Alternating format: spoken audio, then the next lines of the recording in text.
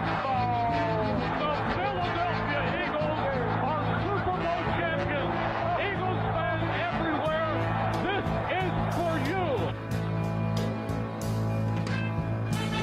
Now entering the game from Philly Pressbox Radio, Bill Furman and Bill and Chet. Let's go. 2020. Welcome to the Philly Pressbox Radio Roundtable, brought to you by the Irish Rover Station House in Langhorne, PA, and Allstate Insurance in Westchester, PA. I'm Bill Furman. I'll be your host tonight, along with my partner, Jim Chet Chesko. Hey, Chet, since last week, Matt Klentak is gone. JT Realmuto could be next. The Eagles are leading the NFC East. Who'd have thought that? Doc Rivers wants to be known as Glenn, and the Flyers lose a key defensive piece. Never a dull moment in Philly sports. Yeah, very true, Bill. Now, the good news, other than the surprising Matt Niskanen retirement, is that it's mostly positive news that we're dealing with this week. Unlike a week ago, I'm happy with the Sixers head coach choice, whether you call him Doc or Glenn, I don't care. The Eagles got a much-needed win, and yes, to Phillies fans' delight, Matt Klentak is gone from the GM role. Well, we'll have to see what that delight is because we don't have the replacement yet. So it doesn't have to always go up. We can only hope it does. Yeah. All right. Hey, we've got a couple great guests tonight with Philly Nation's Tim Kelly talking about what looks like a very interesting offseason for the Phils. And it's not going to make fans happy if things don't work out with JT. We'll also have Edge of Philly Sports Network's Freddy Burns joining us a little bit later. Yeah, let's get it going. We made Tim wait an extra 7 minutes, so let's do it. Plenty to talk about on the Philly sports scene. Let's get her going, Bill. All right. With that, let's welcome Tim Kelly back to Philly Pressbox Radio. Tim, thanks for coming by. Thanks for having me back on, guys. Hey, Tim. Thanks for joining us a second time. We talked to you previously way back in early February. Boy, have things changed over these past 8 months. We're going to cover as much of it as we can, but first, we got an update on Monday on Rhys Hoskins, and I guess it's not great news, but it could have been a lot worse. What is the latest on our first baseman? He had surgery on his UCL that he injured late in the season. I think it cost him the last 17 games of the season. It's a 4 to 6 month recovery. It was not Tommy John surgery, but it's a procedure that fixed whatever issue that he had in his left elbow from the ball being thrown down the line and him trying to catch it. So it's something that in the worst case scenario, maybe he misses very early 2021, but I wouldn't even expect that, honestly. Hey, Tim, speaking of Hoskins, he finally warmed up a little bit, just at an unfortunate time to get hurt. Did he finally get this thing fixed from the hitting standpoint? And secondly, I guess there's a million rumors out there, but there's a rumor that Hoskins is not a Girardi guy. Anything to that? I don't know anything having to do with that. I think he'll be here next year, and he seemingly cemented that in the second half of his season because I think for about a 2 or 3 week stretch, he was the most valuable offensive player on the team. Well, Tim, the big news, of course, over the weekend, the news that Matt Klentak had, stepped down, as they put it, as general manager. It was time for him to go, certainly. But does it trouble you at all that Andy MacPhail, who hired Klentak back in 2015 and hasn't seemed to do a whole lot since then, will be heavily involved in choosing his successor? Well, I mean, someone was going to be involved with it with John Middleton, so I guess that will be Andy MacPhail. I don't know if I have a strong opinion on that one way or another, to be honest with you. So we'll see what it turns into, because I'm not sure necessarily that they're hiring someone right now. It sounds like Andy MacPhail is moving towards a different role and kind of being phased out anyway. So we'll see what happens. Okay. Well, and Tim, if you had a crystal ball, who would you like? Who's the front runner to get that job?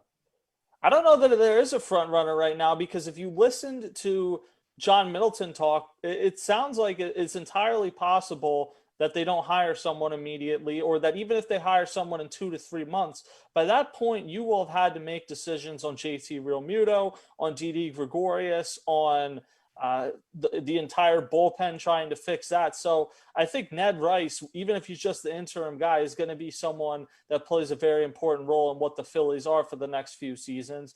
And beyond that, in terms of who you would look to, Theo Epstein could become available next offseason. That's an interesting person to monitor. But I think you have to naturally go to guys that have Yankees connections and have been in that front office, because you have Joe Girardi, who spent a long time there, and you have Brian Barber, the scouting director, who spent a long time there, and seemingly those guys aren't going anywhere. So guys like Tim Naring and Damon Oppenheimer, guys that are in that front office, obviously Brian Cashman's going nowhere, would be guys that I would kind of keep an eye on. Well, Tim, I listened to the John Middleton Zoom news conference on Saturday, and you asked him one of the final questions of the presser, essentially asking him if he regretted the team trading away top prospect Sixto Sanchez for JT, and his answer was quite interesting. Tell us about that. His answer essentially was, at the time, he didn't believe that they should make that trade if they couldn't get JT Realmuto to agree to a long-term extension. And I followed up with him and I said, so what happened that the trade ultimately got done without a long-term extension? He essentially said the baseball operations people, which would be Matt Klentak, I'm sure it would be Ned Rice, everyone involved, believed at the time of that trade they would get an extension done. Instead, here we are where it doesn't necessarily look like an extension is a certainty or even a probability. And even if it is, you have to wonder with how good Sixto Sanchez looked this season if you're going to be on the losing end of that trade. Well, speaking of Middleton, it almost sounded like he was kind of greasing the skids with the fan base that this Realmuto signing might not happen. And he started throwing around finances and things like that. And the fan base isn't going to buy that. No, they're not, but ultimately he's the one that makes that decision. And I felt like in Matt Klentak's press conference late in the season, which turned out to be his final one as GM, he kind of did the same thing. Now, it's not them saying like the Indians are doing with Francisco Lindor, essentially saying it's not going to happen, but it is them saying if Steve Cohen or whoever with the Mets or whatever team comes off the top rope and gives him a huge 6-year offer, him coming back may not be in the cards. Well, if they don't re-sign Realmuto, are they just going to wing it with Andrew Knapp and whomever, or do they acquire another catcher from somewhere else, or what? Well, John Heyman mentioned the other day James McCann, who's the White Sox backup catcher, but he's a starting caliber, started in Detroit before. So with him and Andrew Knapp, you could put together a competent catching duo. But the reality is that if you lose JT Realmuto, there's no player that isn't a downgrade in the sport right now. Yeah. And what about Didi? Had a nice season. I don't know that he was a superstar, but he was certainly solid for him the whole entire season. Do you go out on a limb and try to get him for 2 or 3 years, or you let him find his way and wait to bring somebody up from the farm? I'm interested to see what his market is. In a normal year, he may get a 2 or 3 year deal. I don't know if teams are pinching pennies across baseball if he gets a multi-year deal. If he can get a 1-year deal, I'm all for it because it's a 1-year deal with next to no commitment. Next offseason, you have arguably the greatest class of free agent shortstops ever, led by Francisco Lindor, Carlos Correa, Javier Baez, Trevor Story. That's just a few of them. So you'd kind of like to at least have the option to be a player there, especially if you lose Realmuto this offseason.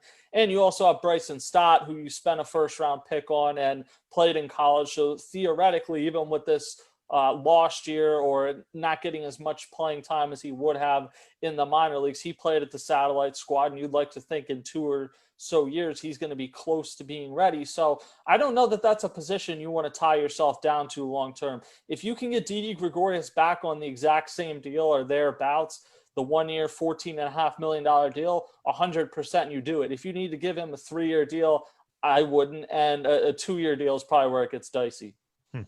Well, Klentak's real sin in my mind, Tim, was doing nothing of any significance last winter to improve the bullpen that we all knew was not real good. He made some moves, of course, in August to try to improve things, and literally none of those moves worked out the way we would have hoped. So other than, figuring out if they can bring JT back and maybe Didi, will improving the bullpen be the top priority for Ned Rice or his replacement? Yeah, it has to be. The question is, you've acquired so many different guys over the last 2 or 3 years that have had success with organizations and came here, and they fell off a cliff. Now, some of that was guys you went to the well one too many times with, like David Robertson, Pat Neshek, the second time you brought him back, that they were just older. But why are guys like David Phelps and Brandon Workman that are above average relief pitchers with other teams, why did they come here with multiple different coaching staffs and it doesn't work? To me, that can't be as simple as the GM. And the Phillies need to find out what that answer is. Obviously, Liam Hendricks, different guys that are free agents you would like to be in on, but you need to figure out why the free agents you've brought in over the last 2 or 3 seasons have fallen off a cliff so it doesn't continue happening. Yeah, it's funny you say that, Tim, because I've asked our last probably 3 baseball guests that we've had the same question. You know, they had a bullpen that didn't work out. They had 4 guys, let's call it 4, could be 6 guys that failed. They bring in 4 new guys, and they failed equally. Something else is wrong besides just every pitcher that came in here can't pitch. The bullpen at the beginning of the season, point blank, was not good enough to be competing even in a 60-game season. The bullpen that you had at the second half of the season should have, at the very least, been much better than it was. Now, Connor Brogdon showed a lot. I really like him. Yeah. I'm still holding out some level of hope that you'll get something out of Victor Arano in the future. I think Hector Neris maybe ran into some bad luck this year. But, yeah, I mean, you need it to be better. Guys like David Phelps has like a $4.5 million option. You should 100% pick that up, but it's certainly not based on what he did as a Philly. It's based on hoping he just can't be what he was in the second half of the year because he's better than that. Hey, other than Kenny Giles and the injured Sir Anthony Dominguez, the Phils haven't really had any reliever that you can consistently count on, throwing 98 to 100 miles an hour in recent years. Can I put that on my wish list, Tim?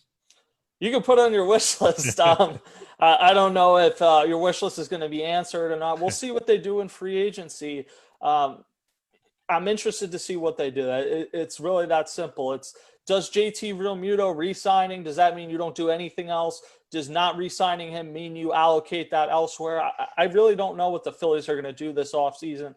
I get it, there weren't fans in the stands this year, but it would seem short-sighted when Aaron Nola, Zach Wheeler, and Bryce Harper are at their peaks to basically kick the can down the road until fans are back and revenues are skyrocketing again, because it just seems short-sighted to me. I'll leave it at that. Okay.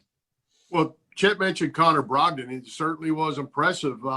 Any possibility that he goes into that starting rotation and we are finally done with Vince Velasquez and, Arrieta's gone. We're going to be gone, I think, going to clear some salary there. Is Eflin the answer? I mean, we're back to 2 starters, and Brogdon certainly looks like he's got a live enough arm. No, I think Brogdon is a reliever, and that's fine. You need to start stacking some elite relievers, and he flashed that potential late in the season. So I don't know that he's going to be your closer next year, but he's someone you're going to hopefully be able to count on in high leverage situations.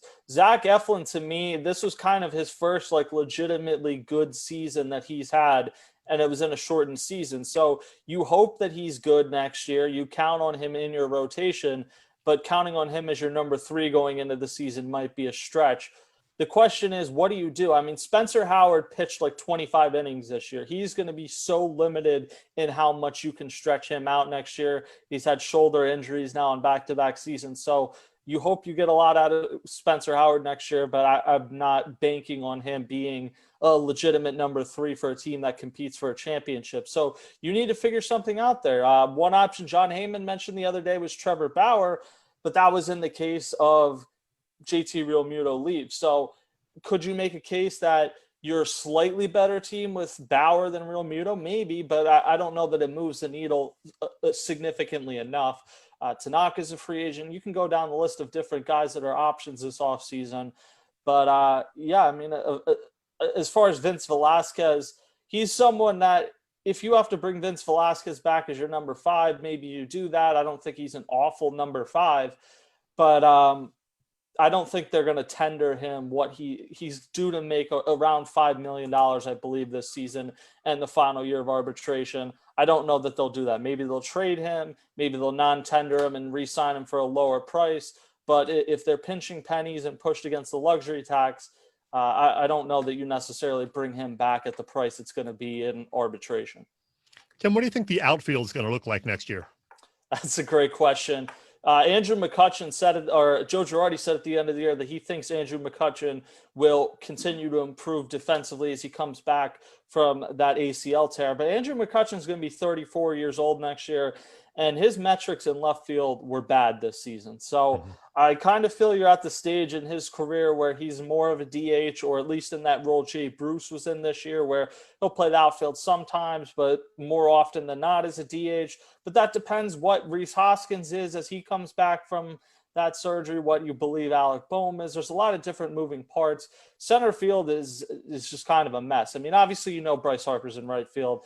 Center field, I asked Joe Girardi late in the season, and he said there were stretches where he liked what he saw from Roman Quinn and Adam Hazley, but neither of them screamed, I need to be the guy next year with their play. And I don't think either are major league starters. I think Adam Hazley is a fourth outfielder or fifth outfielder, and I think Roman Quinn is a great weapon to have on your team, but he's not an everyday player. So I think the best scenario would probably be to put Scott Kingery out there, but you need to know that you don't need Scott Kingery elsewhere, and that depends what you're doing with Didi Gregorius and where you're playing Gene Segura. So there's a ton of moving parts. Well, as the short season wound down, Bryce Harper went from looking like an MVP candidate for the first 30 games, and he fell off a cliff the last 30 games too.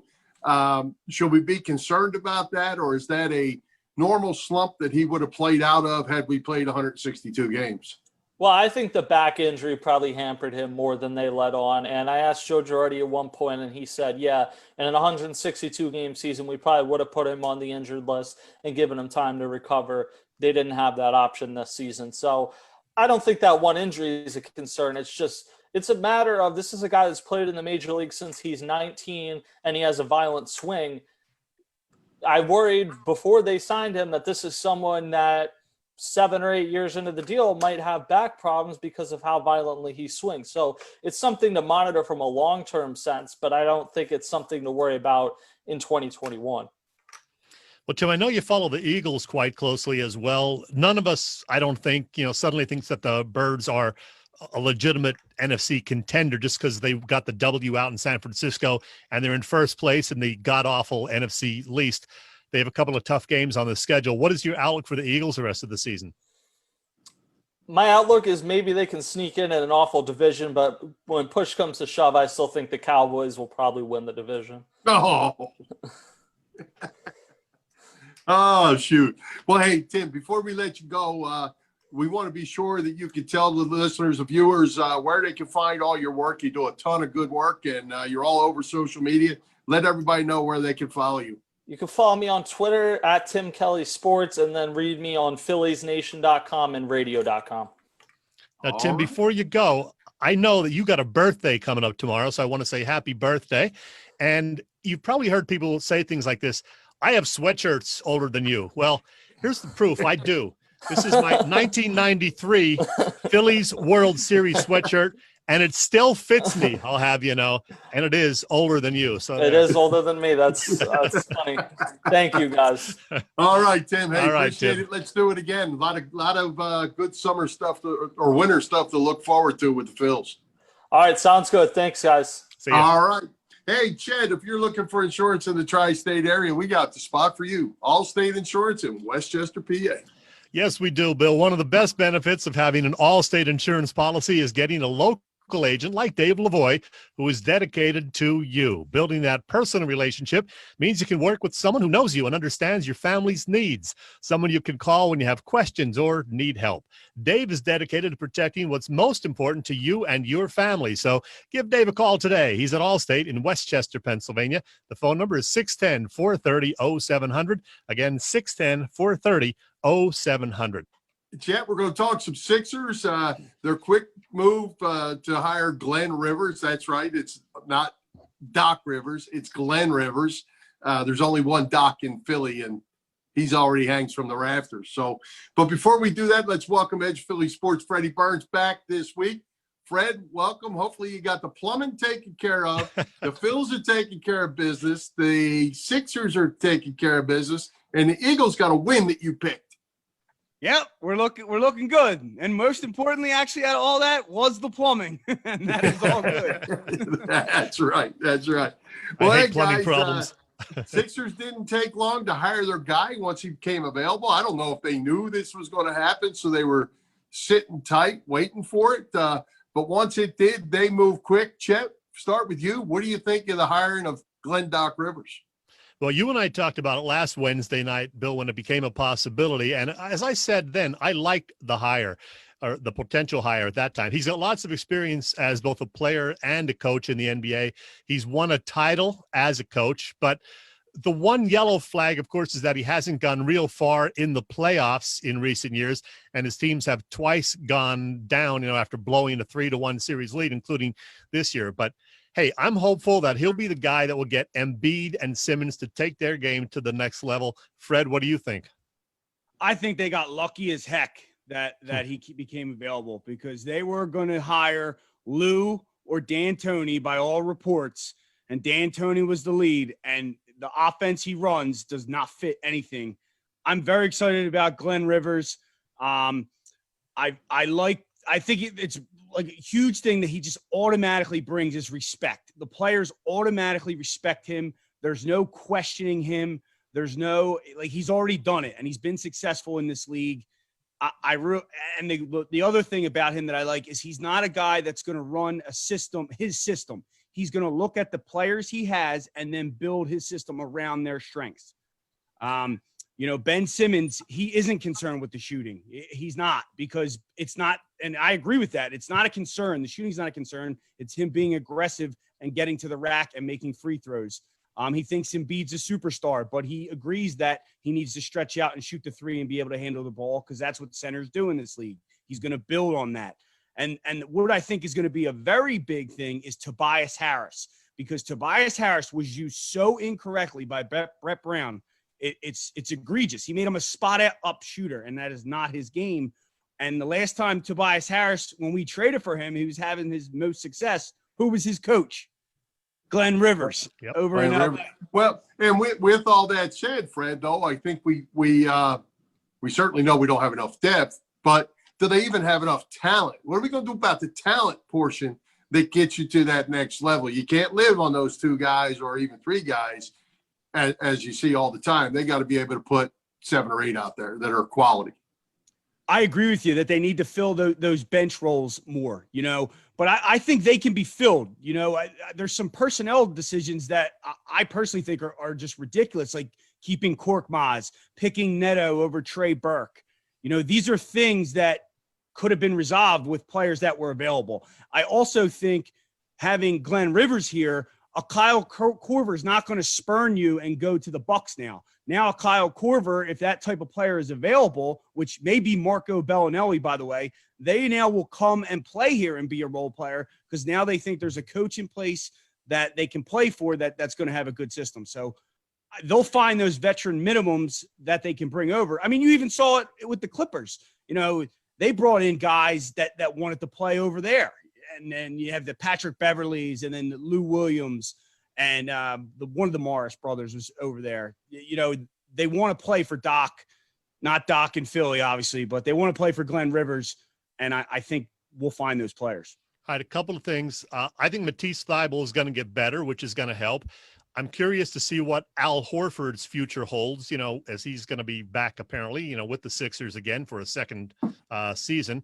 Thirdly, I am concerned about Ben not shooting. I want to see Ben take some outside shots. I know the new coach doesn't seem overly concerned, but I think it would improve his game dramatically if he did take those 12 and 15 footers more often, a couple of times at least every game. And fourthly, and our producer Chris pointed this out, you guys look great in your red shirts. And again, I didn't get the memo about tonight's dress code. Well, you did, but you were busy doing something else, I think. Hey, I do have one final question I want to throw at both you guys, because we just can't let it go by. NBA ratings are in the tank in a bad way, to the point that they're coming out already talking about how they're going to have to change things next year. Do you see this as being a permanent thing?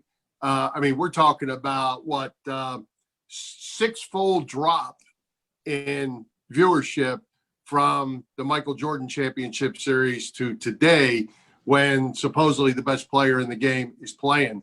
Not a good look right now for the NBA. Fred? I think it definitely will change, and not that I agree or disagree with what's going on. I believe you're entitled to your opinion, and you can do what you want to entitled to your opinion. But when Adam Silver has already made comments that he doesn't see it going past this, and I would say it probably does have to do with the viewership and the money, because ultimately, if you can't operate a business, then that kind of changes things. So I think they'll find ways to promote whatever cause they're for, whoever that may be, whatever player grouping of players wants to do that, but it's not going to be on the court and in the same manner, on the jerseys and all that. This is a different time where the COVID, no fans. It's a very, very weird time. And I think as we get a little normal, the leagues will get normal as well, as far as that goes. Yeah, all of the ratings are down, and I think the NBA has been hardest hit.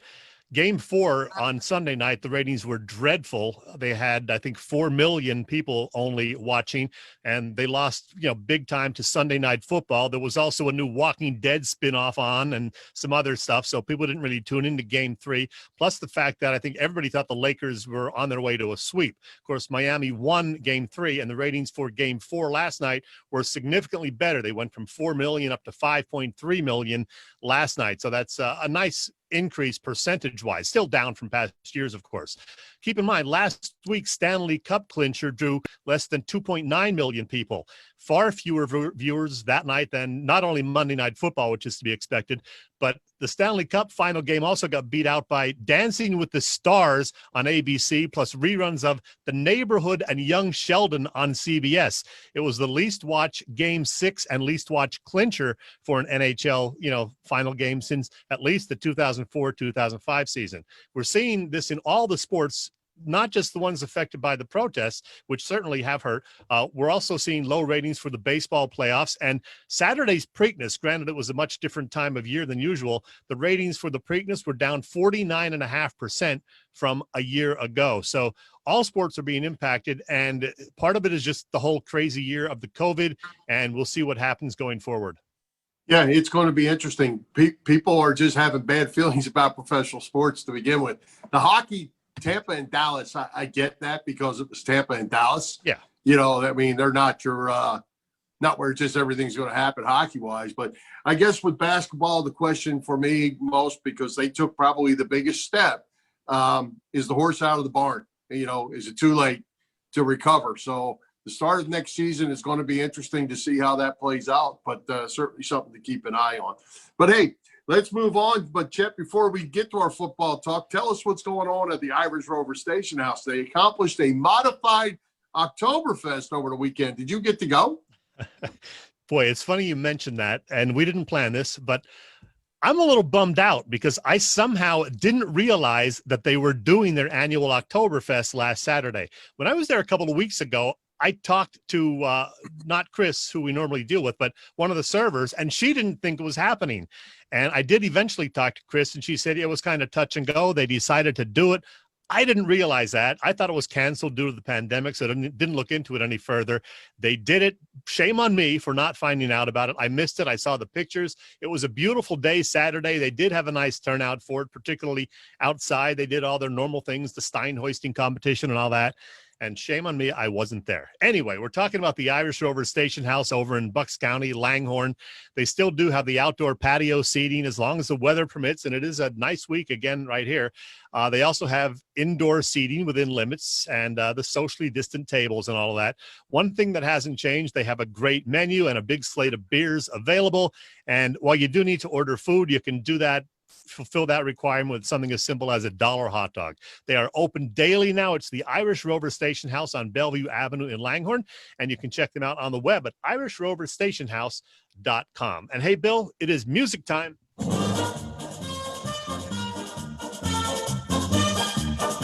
That makes somebody smile, that's for sure. Let's do it. Let's talk fantasy football. Fred, the entire NFL is a mash unit after 4 weeks. Who is in and who is out this week? Well, I literally, before I got on this show, I picked up a guy that I don't know if he's going to be available on most waiver wires, but I think people are souring on him. Carson Wentz was just available in my league, and I picked him up. So if he's available in any league, pick him up. Don't give up on him. But with all the injuries going on across the league, there's so many different things that's going on. You got over in Cleveland, Nick Chubb goes down. Most rosters probably had Kareem Hunt, but so I would go out and grab Dearness Johnson, who would then be Kareem Hunt's spell Kareem Hunt, because you don't know if Hunt could get injured. Then you got Austin Eckler going down for the Chargers. Joshua Kelly's been on the waiver wire. We've talked about him on this show. You should have picked him up by now, but if not, you would go get Justin Jackson at this point, because they like to split carries over there for the Chargers. Quarterback-wise, this isn't even injury related. Teddy Bridgewater, he's on most waiver wires. He is a great matchup this week. Grab him. Fitzpatrick, every week he gets 2 to 3 touchdown passes. He's a guy to grab as well. Going to like the wide receivers, I literally 2 hours before the show, I find out the whole Tampa Bay Buccaneers team is out on Thursday night, just about. So Chris Godwin's out, McCoy's out, Leonard Fournette's out. So you would definitely want to start Ron Jones on Thursday night. Maybe pick up their backup back, Kevon Johnson, out of Kansas, I believe. And then and then Chris Godwin's out. So you got Tyler Johnson, another receiver there. There's guys on those waiver wires that are free to pick up, because now they're going to be in 2 and 3 roles. Tight end wise, Eric Ebrom's starting to come alive. He's a tight end that's available. Most of the other positions are pretty, held up. So it's basically these injuries are popping up here. And I forgot him. Alshon Jeffrey's another one. So if he gets back in this offense, he's going to have a role. Like Carson, as much as they've had their issues, Carson needs him, and he needs Carson to build himself back up. So he's a guy on a waiver wire. He's practicing. He may play this week. I think he definitely plays in 2 weeks. That's another guy. So all across the board, just find the backups and pick them up. All right. I do have a question for you. The firing of Bill O'Brien in Houston, what does that do to that football team? Would you expect an improvement, or Romeo Cornell, right, is the interim or the rest of the season, whatever they're calling him? Does that make that team better? I don't know, because I imagine the play calling will change, obviously, but Romeo Cornell is a defensive guy, and I don't see them changing the system much. They still have the same personnel. They thought it was a good idea to trade DeAndre Hopkins. I mean, that's the main thing you're seeing, in my opinion, from that offense. You don't have a guy that can just take over a game and you have to worry about. Brandon Cooks can fly down the field, so can Will Fuller, but they're not DeAndre Hopkins. So I don't think you see much change there. You may take a flyer on a guy, but I would wait and see there. Gotcha. All right, Chet, it's time to talk picks for this week. By God, the Eagles are in first place, but good call by Fred, like we said. We'll get to that. But, Chet, what are the standings after week 4 for you two? Oh, Fred is doing great, man. He picked the Eagles to upset the Niners, as you said.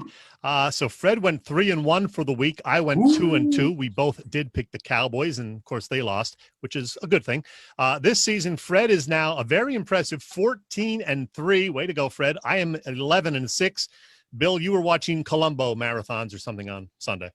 I was actually, but I will tell you, Chet, since you mentioned it, I walked through the room and I saw the Cowboys-Browns game on, and I noticed that the Cowboys and the Browns both had their team names across the back of their helmets, not individual names. So I actually watched some of it, thinking, This is great. Maybe I can watch some of the Eagles.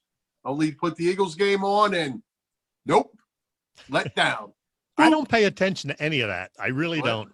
I do. I know. All right, let's get to our picks. Here we go. Rams at Washington, Rams -9. Giants at the Cowboys, Cowboys -9.5. We threw in Indianapolis at Cleveland as the wild card game. Colts are -2.5. And the Eagles at the Steelers are -7. So let's go, Fred. Who do you like? Rams at Washington, Rams -9. Washington's horrible. Yeah, they just made the quarterback change. They finally benched Haskins. I don't even know why he started the season, to be honest with you. But Kyle Allen's no better. They're not winning. Rams. Yeah, Rams win this one easily. I don't know if they'll cover the 9, but I think they probably will. Got to go with the Rams. All right. Giants at Cowboys. Cowboys minus 9.5. Cowboys got run out of the building in that game against Cleveland. Yeah, they're getting blown out, and then they put up all these yards on comebacks when teams are in prevent defense, and everyone thinks like Dak's this great yards quarterback. It's all junkyard. But the Giants stink worse than anything. I think the Giants may cover the spread, but I'm going to go Cowboys. Yeah, one thing Dallas can do is put up the points, not just when they're, trying to come back. They can score, and I don't think the Giants can. So I think the Cowboys win this one pretty easily, and I think they do cover. All right. Maybe the best game of the weekend. Indianapolis at Cleveland. The Colts minus 2.5. Cleveland's playing good ball. Indianapolis pretty good. Yeah, Indianapolis, I don't know if it's still after last week. It should be because they shut down the Bears pretty well. They were the number 1 ranked defense. Rivers does not look good, though. I watched that whole game. He looks like a shell of himself. And then the Browns look great. But I'm going to lean on defense here. I don't think the Browns have played a defense, really. So I'm going to take the Colts to win this one. Now, see, I thought Rivers had been playing well. I haven't watched him closely, but I thought he was doing okay, at least the first 2 weeks. I don't know what he did Sunday, but whatever. I think Indianapolis wins. I think, Cleveland is obviously off to a much better start than we would have predicted, but I too think Indianapolis is going to win this one. And it is, I think, the best game of the week. All the other games are like 6, 7, 9, 10-point spread. So this is the one that was close. That's why we put it on this week's slate. Indianapolis, I agree with Fred. So far, 3 in a row we agree on. All right. How about Eagles at the Steelers? Steelers minus 7. There'll be a guy named Roethlisberger on the field this week. It'll be a little different than what they saw in San Francisco. Certainly. And also, they got the bye week now because of the COVID. So they had an extra week to prepare for the Eagles without playing. I saw improvement from Carson on Sunday night. Tremendous. It looked like the old Carson. He's always going to miss a few throws, but he was running, scoring, and he hit the deep ball. My main thing, though, was that defensive line getting pressure. I think if they can get to Roethlisberger, it can be similar.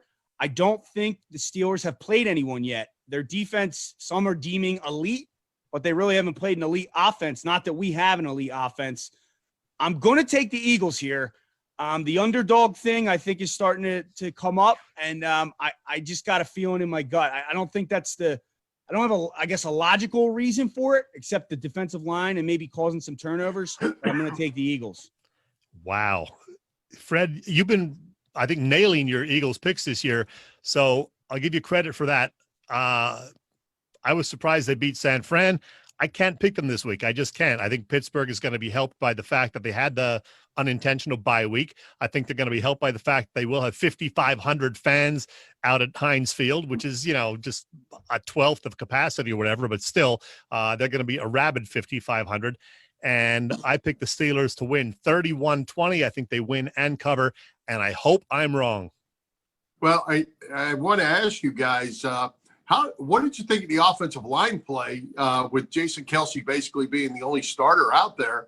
How'd you think they showed out there in San Francisco?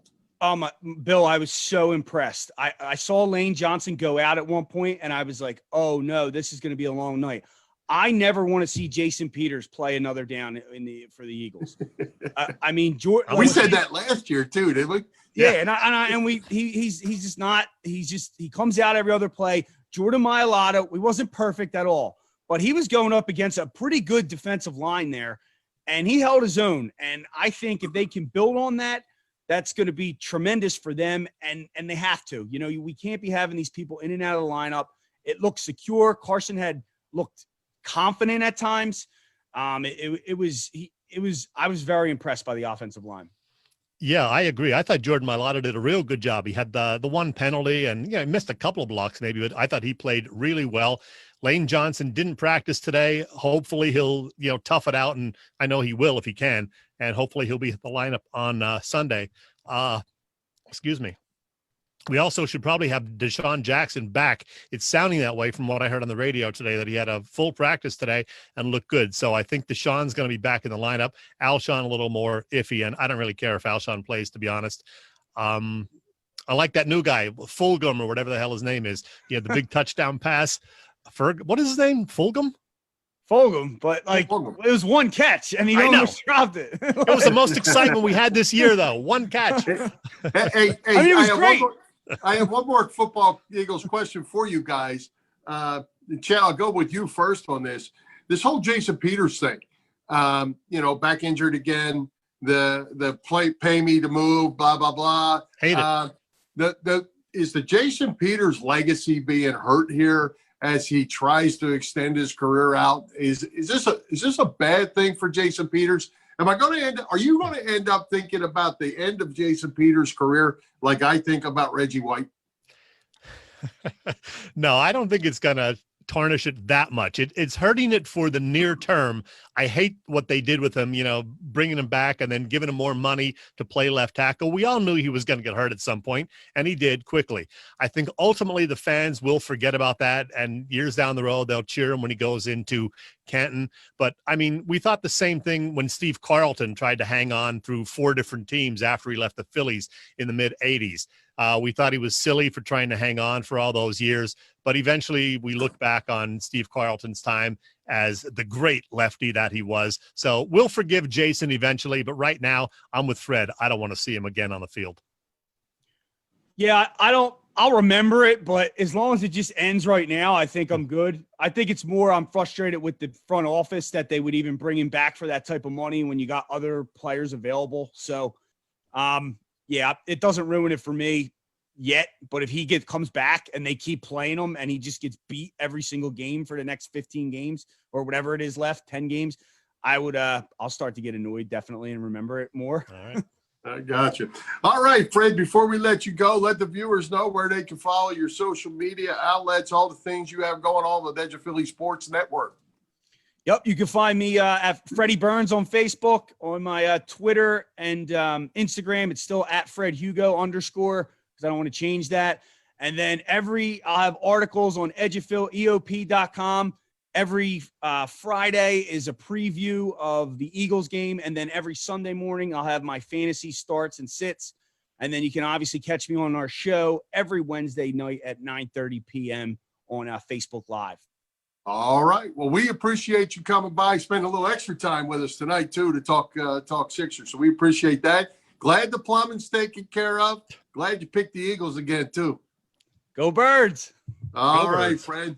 All right, Chet, let's take another quick break and thank our friends at the PPCC 118 Raz Room. They post great sports memorabilia on their Facebook page so people can take a chance of winning something they may not be able to afford or have access to. All items come with certificates of authenticity. They've continued to run out great autographed memorabilia from all the Philly teams and more. They have 11 line Razes, mystery boxes, and now a memorabilia shop. So check out their Facebook page. Like them or follow them. It's PPCC 118 Raz Room and PPCC 118 Raz Room Shop on Facebook. All right, Chet.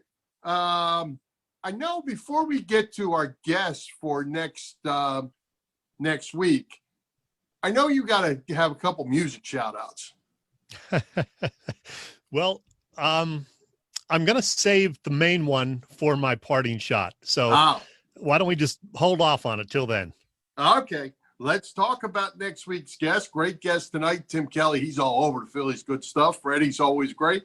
So who's coming to Philly Pressbox Radio next week? Next week, Bill, Freddie, of course, will be back again with his fantasy football tips, and hopefully will show me up again by having picked the Eagles right, because I picked them to lose. I hope I'm wrong.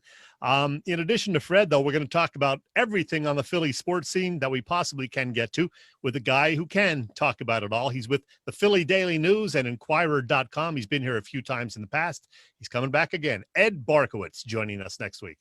Nice. Good. Ed's always great and always up to speed on what's going on. Good stuff. Mm-hmm. All right, Jet, Philly Pressbox Radio website up and running, full speed ahead. You can watch his podcast, have our Vimeos, some current Philly articles, some articles we've written, and the YouTube channel is up and running well. Yeah, check out the YouTube channel. As you said, a lot of good stuff on there. We have the videos from all of our shows since mid-April when we started doing it via Zoom. And all you got to do is go to YouTube and subscribe to Philly Pressbox Radio. Just type in Philly Pressbox, and it'll take you right to our channel. Hit subscribe, and you'll get notices when something new is there every time. Don't forget, if you want to buy one of our fabulous T-shirts like Bill is wearing tonight, that nice red model, just go to our website, get all the details. We'll still sell it to you for $10, $10 and $7 to ship it. And be sure to follow Philly Pressbox Radio on both Twitter and Instagram, and heck, you can follow me on both of those places as well. All right, good stuff. And you also you can watch on YouTube certain breakdowns, right? If you just, obviously it's not up now, but if you just want to watch the Tim Kelly interview, you've been doing that where you can break down and watch individual segments of our show, right? Yeah, much of the time I do that, and I will do it again for Tim to be sure. Tim was great, so loved having Tim on with us. All right, good stuff. All right, let's get to that parting shot. It's your time. I know this one's going to be big. I just feel it. It is. Before we get to the parting shot, let me briefly mention the Flyers. We didn't talk about the Flyers at all. Niskanen retires, which was a surprise. Brian Elliott gets re-signed. He's coming back to back up Carter Hart, which is good. And in Tuesday night's draft, with the 23rd pick in the NHL draft, the Flyers picked a guy named Tyson Forster. He was with the Barrie Colts of the Ontario Hockey League. He's going to be 19 in January. He's 6'2", 194 pounds, decent size. And in those 62 games he played this past season for Barrie, he had 36 goals and 80 points. So that's pretty good. According to Broad Street Hockey, he's got impressive offensive talents and a high-end shot, but there are some issues with his skating. He's not a real fast guy either, but we'll be interested to see what he brings to the team. They picked a Swedish defenseman in the second round today, by the way. Yeah, and, you know, the one thing I was concerned about, I don't know him. I've not seen him play, obviously, but he's 6'2", 194 pounds, and is not a fast skater at 18 years old. What's he going to be at 24 years old? You're not probably going to get faster. You know, no, probably not. But you don't have to be a speedster in the NHL. If you know what you're doing, you got a good shot, I think you can succeed. So let's see what happens. Looking forward to it, that's for sure. Parting All shot? right, let's get to that parting shot before we run out of time. As we mentioned last week, we talked about musical greats like Helen Reddy and Mac Davis, plus one of my favorites, not from the music world, Jay Johnstone. And then in recent days, we lost a few more legends like St. Louis Cardinals great Bob Gibson, one of the very best pitchers of our lifetime. I think we both feel that way, Bill. He passed away at the age of 84 last Friday, I think it was. And then on Tuesday in the music world, again, we lost one of the rock world's greatest ever guitarists and one of my personal favorites, a co-founder of Van Halen, Eddie Van Halen, who died after long battles with both throat and lung cancer. I'm happy to say I did get to see Van Halen a couple of times. In 1994, Sammy Hagar was fronting him at that time. And then again in 2007, David Lee Roth was back in the fold. And man, Eddie is going to be missed. I tried to come up with my 3 favorite Van Halen songs, and to be honest, I couldn't do it. Too many classics. Panama, Running with the Devil, Ain't Talking About Love, and The Cradle Will Rock. And of course, Eddie's amazing solo Eruption that goes into the band's cover of You Really Got Me. So rest in peace, Eddie Van Halen, one of the all-time greats. And Bill, this is not a recent death, and I don't want to turn this into an obituary segment every week, but it seems like it lately. They need to stop dying, Chad. I know. Before you know it, it's just going to be Keith Richards and nobody else alive. Another musical item, though. This guy lived only 40 years and 2 months. And believe it or not, he would have turned 80 this Friday. I'm talking, of course, about the great John Lennon. Love John Lennon. You know, Chet, I am a little disappointed because, and I think Chris is too, because I thought we were going to get to hear you sing Jump tonight. Not one of my favorite Van Halen songs, believe it or not. It's probably not even in my top 10. It was certainly a massive hit in 1984, but I liked all the ones I mentioned more, and Dance the Night Away also, and several others. I mean, Jump was a big hit. No denying it, but it was a little bit of a change of pace for them with the synthesizer or organ or whatever it was that was featured prominently through it. But I'll sing if you want. No. Okay. No. We're glad that you didn't. Hey, one other thing, and you didn't mention him, and I'm quickly trying to find his name because it's escaping me. There was another singer that died yesterday too, and Johnny Nash. Johnny Nash. I Who just sang, couldn't. I'll do this. I can see clearly now. No, The that's all right. rain is gone. It He was also did a version of "Stir It Up," sung originally by Bob Marley and the Wailers, and it was a pretty faithful cover, I think. Stir it up, a little dark, a little reggae thing. So yeah, Johnny Nash died. Johnny Nash was 80 years old. He also left us on Tuesday. That's right. Okay. Anything else before we wrap it? Oh yeah.